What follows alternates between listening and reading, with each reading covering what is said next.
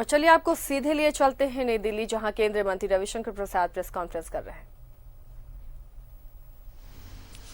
हमको आज कांग्रेस से बहुत सवाल पूछना है, लेकिन सबसे बड़ी बात है ये जो Gupkar declaration of people alliance है, जो डिस्ट्रिक्ट डेवलपमेंट काउंसिल के इलेक्शन के लिए साथ चल रहे हैं। 10 पार्टियां हैं, जिसमें प्रमुख रूप से नेशनल कॉन्फ्रेंस है और पीडीपी है।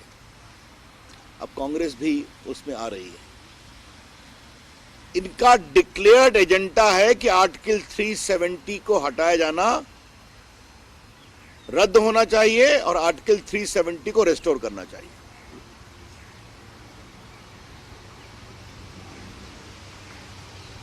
और कुछ तो इस सीमा तक चले गए कि आर्टिकल 370 को रेस्टोर करने के लिए हमें चीन का भी हेल्प लेना पड़े तो हम लेंगे। फारूक अब्दुल्ला, इसलिए मैं स्टेटमेंट लेकर के बैठा हूं। Mister Farooq Abdullah has no compunction in seeking the support of China for restoration of article 370। और महबूबा मुफ्ती जी का स्टेटमेंट है, won't hoist first tricolour unless JNK flag is restored. ये महबूबा जी का स्टेटमेंट है।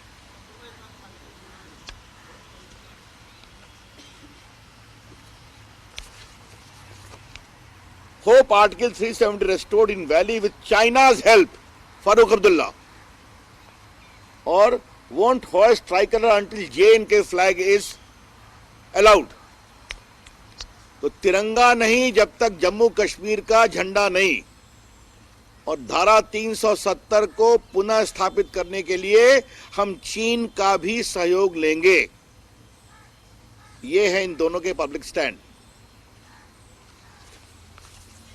इस पर मैं कुछ टिप्पणी करूं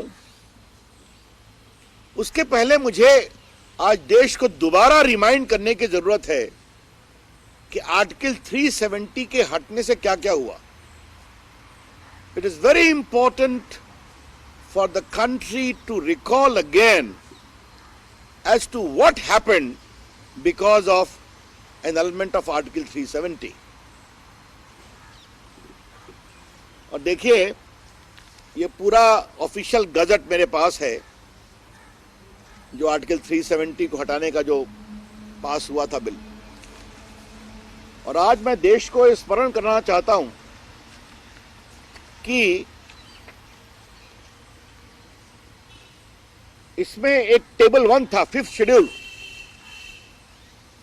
और उसमें क्या लिखा हुआ था?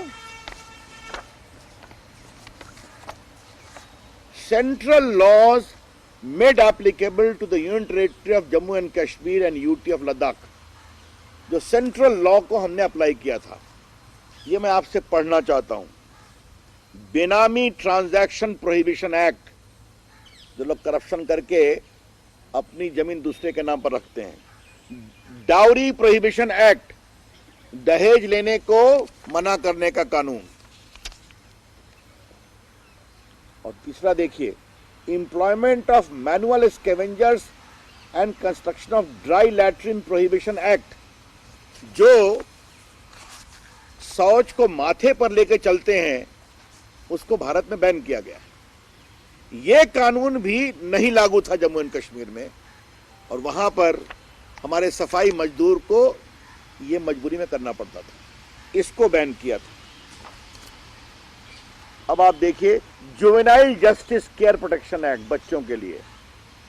Muslim women protection of rights on divorce act 1986। Prevention of corruption act 1988। The price cheat and money circulation scheme banning act, Ponzi scheme, उसको भी बैन किया था। Prohibition of child marriage act,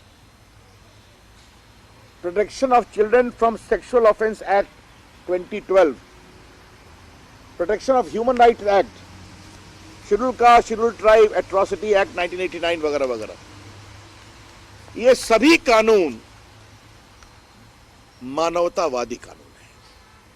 ये सभी कानून देश के पीड़ित बच्चे हों, सफाई कर्मचारी हों, हमारे दलित बंधु हों, हमारे मजदूर हों, उन सबों को बचाने के लिए। मेरा पहला सवाल यह है गुपकार डिक्लेरेशन के लोगों से कि जब आप आर्टिकल 370 को हटाने की मांग करते हैं तो आप चाहते हैं कि ये सारे कानून कश्मीर में नहीं लगे।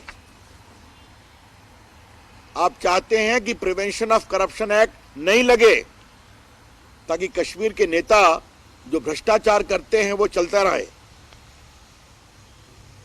आपको मालूम है ना कि कश्मीर में रिजर्वेशन का लाभ SC/ST को गंभीरता से नहीं मिलता।